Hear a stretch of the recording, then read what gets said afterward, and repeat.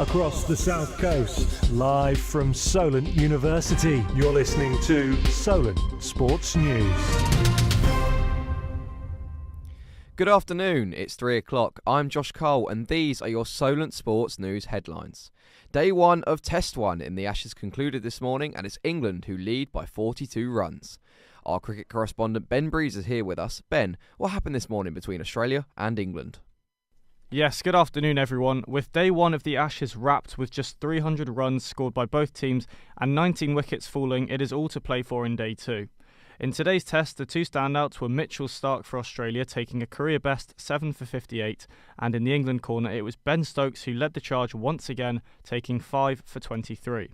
England will go into the second test as favourites, while Australia trail by 42 runs at stumps. It will be a good one tomorrow. Only in the Ashes do you get this drama. Back to you. Thank you, Ben. Southampton travel to Charlton tomorrow, where they will reunite with a not-so-popular ex-manager. Nathan Jones's Addicks are in 9th in the table, while Saints are in 17th. Now Southampton's caretaker manager Tonda Eckert knows exactly what to expect from a team set up by Jones. I would say that Nathan Jones has a very clear identity. This is not just with Charlton. I remember playing against him when he was at Luton as a manager, and obviously different formation back then, but the way his teams play, the way is very clear, with a very clear identity. So there will be common, they will be very direct, they will be very aggressive, they will use every moment, every set piece to get balls into our box, and we need to be ready for that. The Premier League returns this weekend with the focus on the North London derby. Arsenal will be without star centre-back Gabriel Magalhaes, who sustained an injury on international duty. Bottom of the league Wolves have a new manager in Rob Edwards, and he will make his debut as they host Crystal Palace. Cole Palmer will miss another 3 matches after breaking his toe in an accident at home. The Chelsea forward was set to return from the groin injury that had sidelined him since September, but he will now face more time out after stubbing his little toe on a door. Chelsea head coach Enzo Maresca says that Palmer will for sure be unavailable for the games against Burnley, Barcelona and Arsenal. Ian Wright has claimed that he thinks some people aren't ready for a black superstar. Jude Bellingham drew criticism after his reaction to being substituted against Albania last weekend. So someone like Jude, for some reason, frightens these people because of his capability and the inspiration he can give. So what they're trying to build something, because England have qualified so easy. They've not conceded any goals. They've won all the games easy. So they need to have something else to pile on top of the narrative. Birmingham City have a plan to lure Jude Bellingham back after he left the side in 2020.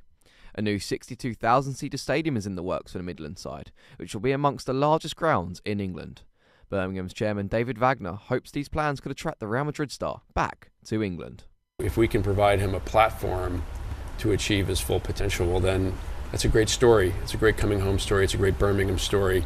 It's a great England story.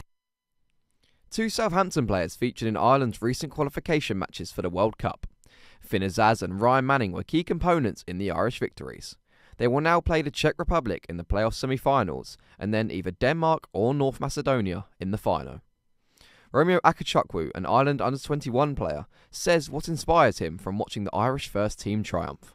It's really inspiring because you look at what they'll hopefully achieve with World Cup qualifications, and like myself as a young player, it gives me like motivation that I want to be there one day.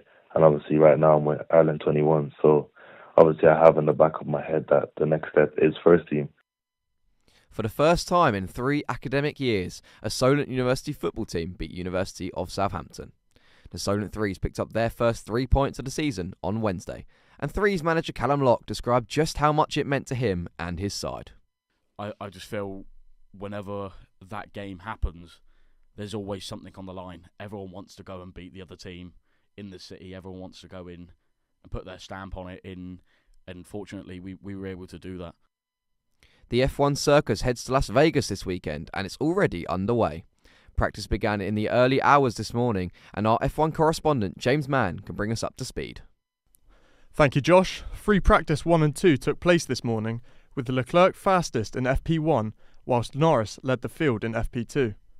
There was a slight controversy in the second practice as a loose manhole cover caused the session to be stopped. With just 3 races left of this season, this weekend's Las Vegas Grand Prix is huge. Lando Norris leads his teammate Oscar Piastri by 24 points. Max Verstappen is still in contention, but he is a further 25 points behind Piastri. All to play for. Back to you, Josh. Thank you, James.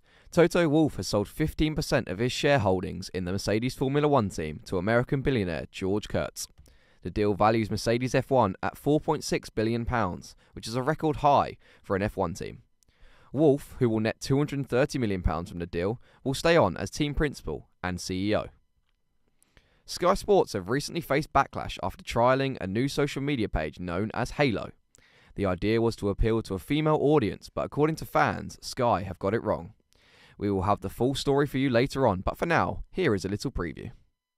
I feel really sorry for this all-female team because they're getting all this backlash, but it sits with the bosses who didn't approve it, didn't use their expertise, didn't do the research to find the people who know how to make this kind of content for this kind of audience. It's still not their fault. In rugby, England face Argentina in their final game of the Quilter Nations Series. England have gone unbeaten in autumn, defeating Australia, Fiji and New Zealand. Sunday will be the final game before England kick off their Six Nations campaign against Wales in February. Two-time unified heavyweight champion Anthony Joshua will take on New Japan boxer Jake Paul in Miami on December 19th. Boxing promoter Eddie Hearn spoke on the Untapped podcast and didn't shy away from the real reason that Anthony Joshua has taken this fight. He's going to get a load of money to knock Jake Paul's spark out. That's it, mate. I want to see him get chinned. I do. If we're going to get paid a fortune for the pleasure, sign me up. I'm kind of past the days of trying to spin it to you.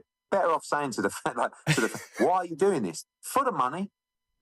And finally, tennis legend Roger Federer has received a place in the Tennis Hall of Fame. Federer said it's an honour to be inducted. That's all from us this hour. We'll be back at 4 p.m. with more. See you then.